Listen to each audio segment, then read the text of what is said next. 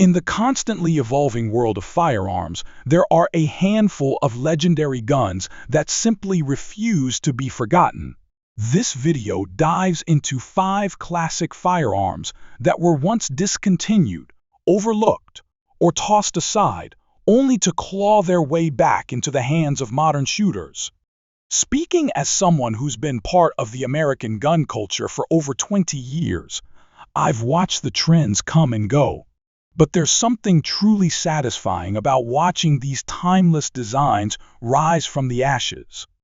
From the unmistakable silhouette of the iconic Colt Python to the gritty reliability of the M1 Carbine, these guns aren't just pieces of machinery, they're symbols of resilience and brilliance in firearm design. In this breakdown, I'll give you my take on each one, mixing personal experience, historical insights, and the real-world buzz from the shooting community to explain why these old legends are once again flying off the shelves.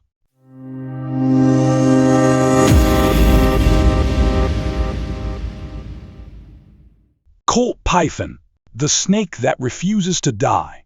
The story of the Colt Python is a roller coaster of prestige, decline, and redemption. Originally launched in 1955, this revolver stood out as a high watermark in revolver craftsmanship. Every part was hand-fitted, the action was buttery smooth, and the trigger felt like it was gliding on glass. With its vented rib and deep royal blue finish, the Python looked just as good as it shot. It quickly earned a cult following from law enforcement, competitive shooters, and serious collectors. But by the time the late 1990s rolled around, rising costs, legal troubles, and shrinking demand pushed Colt to halt production. Overnight, used Pythons became prized treasures, fetching jaw-dropping prices in the secondary market. Then came 2020, and the snake struck again. Colt brought back the Python, this time crafted from stainless steel, with beefed-up internals and a stronger frame engineered to handle full-power .357 Magnum loads. The gun world exploded with excitement. I remember the wave of hype crashing through every online forum and local range. Shooters, collectors, and longtime fans jumped to place pre-orders, hoping the new Python would live up to the legend. Having spent trigger time with both the vintage models and the revamped version, I can tell you the new Python holds its ground. It's tougher, smoother, and built for the long haul. Still, I do miss the old-school royal blue finish. That deep, polished look was a thing of beauty.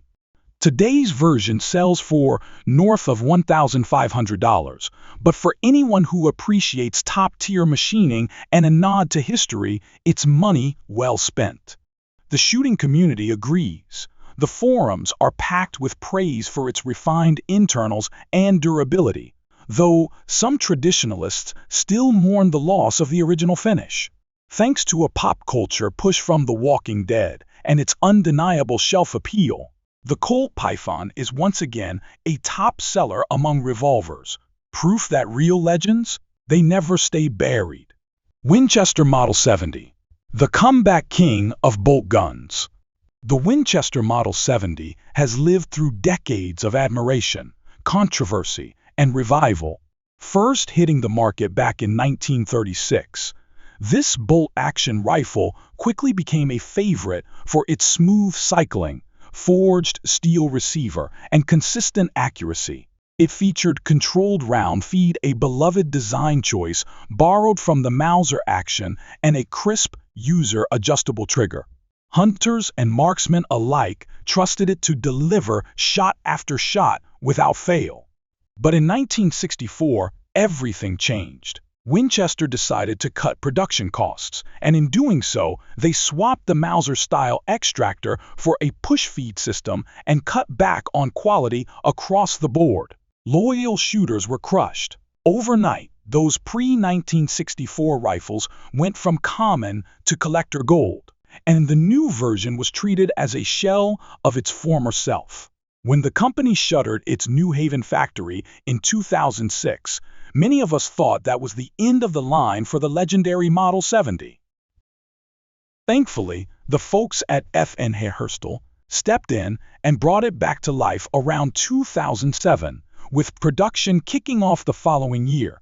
The new models combine advanced CNC machining with old-school touches, like the classic three-position safety. It may not be the most featherweight rifle out there, and some folks like to grumble about the current production happening in Portugal, but let me tell you, this rifle runs. I've hauled mine through brush, across ridgelines, and even used it for long-range steel work. It just performs, plain and simple. While some folks still go back and forth online about push feed versus controlled round feed, I think the new build hits the sweet spot. Starting at around $1,200, the current Winchester Model 70 isn't exactly cheap, but for what you're getting, a piece of history with modern reliability, it's worth every penny. Ithaca 37, the no-nonsense shotgun that keeps showing up. The Ithaca Model 37 might not be the flashiest scattergun on the rack, but if you've ever run one, you know it's the real deal. First produced in 1937, this pump-action shotgun made a name for itself with its bottom ejection design, a godsend for us left-handed shooters, and a rugged, all-steel construction that just shrugs off abuse. It might not have had the marketing push of some of the bigger brands, but those who relied on it, farmers, patrol officers, even Navy SEALs during Vietnam, knew it would never quit on them. Despite its reputation, Ithaca ran into financial trouble more than once, including a major halt in production back in 2005. A lot of us thought the gun might disappear for good, but like a classic pickup that just won't die, the Ithaca 37 came back, this time made in Ohio by new ownership that understood what made the original so special. Today's version stays true to its roots. There's still only one port on the bottom for both loading and ejecting, and no fancy rails or gimmicks. And honestly, that's part of the charm. It's a purpose-built gun, stripped of anything unnecessary and focused on doing one job well. Whether I'm working ducks over decoys or shooting a round of sporting clays, mine just keeps cycling shells without a hiccup. At $895, it's not exactly a budget buy, but it's built like a tank, and if you treat it right, it'll still be running strong decades down the road. Among serious shooters, the Ithaca 37 is often described as the best shotgun nobody talks about. It may not be flashy or tricked out for tactical operations, but if you're someone who values a solid, proven design, this shotgun is as dependable as they come. Remington 870, the pump gun that just won't stay down. When it comes to pump-action shotguns, few names carry the weight that the Remington 870 does. Launched in 1950, it quickly became the go-to choice for just about everything from duck blinds to patrol cars and battlefield breaching. With twin action bars and a milled steel receiver, it gained a legendary reputation for toughness and reliability. Whether you were shooting a light 20-gauge or a hard-hitting 12-gauge Super Magnum, there was always an 870 built for the job. But things took a downturn in the early 2000s. In an effort to cut costs, Remington rolled out the Express series, and with it came rough machining, gritty cycling, and lawsuits. The quality just wasn't what it used to be, and many long-time fans were disheartened. The collapse of Remington Outdoor Company and a full production shutdown in 2020 felt like the final nail in the coffin. Then came Rem Arms, rising from the ashes and bringing back the 870 under a new name, the Fieldmaster, in 2021. I was skeptical at first, but after handling one myself, I'll admit, it brought back that old-school feel. The action is noticeably smoother, the finish is cleaner, and overall build quality is where it should be. Whether I'm running an 18.5-inch barrel for home defense or stretching out with a 28-inch setup in the marsh, this gun just delivers. It's flexible, affordable, starting at around $530 and built for the long haul.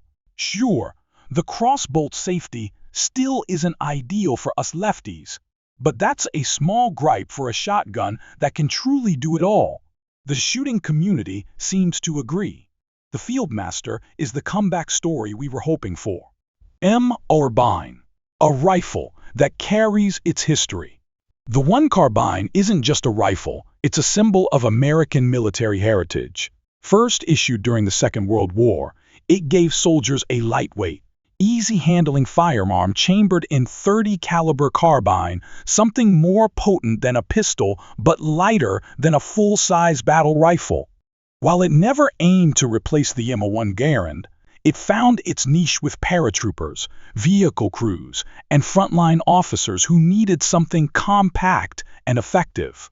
By the mid-1970s, the M1 Carbine had been phased out, overtaken by modern rifles like the M16. For decades, it lived mostly in collectors' safes and military surplus auctions. But lately, interest in this iconic rifle has surged once again, largely thanks to Auto Ordnance, who's been producing quality reproductions that stay true to the original spirit. At around $1,200, these faithful replicas bring the past to life, complete with 15-round magazines and that unmistakable wood and steel profile. Shooting one is like flipping through a living history book. It's not about rapid fire tactics or customization, it's about nostalgia, connection, and appreciation for a platform that served through Europe, the Pacific, and beyond. Yes, the .30 caliber carbine round can be a bit picky with mags. And no, it won't outperform your AR-15 at the range, but that's not what this rifle is about. It's a tribute piece, a conversation starter, and one heck of a shooter when treated right. Forums and range days are full of proud owners comparing builds and swapping maintenance tips. The M1 Carbine may be old, but it's far from forgotten. Final thoughts. Legends that refuse to fade. These 5 firearms are more than just gear, they're living proof that exceptional design and practical performance never truly go out of style. From the Colt Python's refined charm to the precision of the Winchester Model 70, the rugged utility of the Ithaca 37, the hard-working Remington 870, and the battle-worn heritage of the M1 Carbine. Each one tells its own story and earns its place in the hands of modern shooters. Their re-emergence isn't just about nostalgia, it's about timeless function meeting renewed craftsmanship. In a world of polymer and Picatinny, there's still a place for cold steel and walnut stocks. And we're lucky to be around while these legends are making their return, ready for new adventures, new owners, and another chapter in their already rich histories.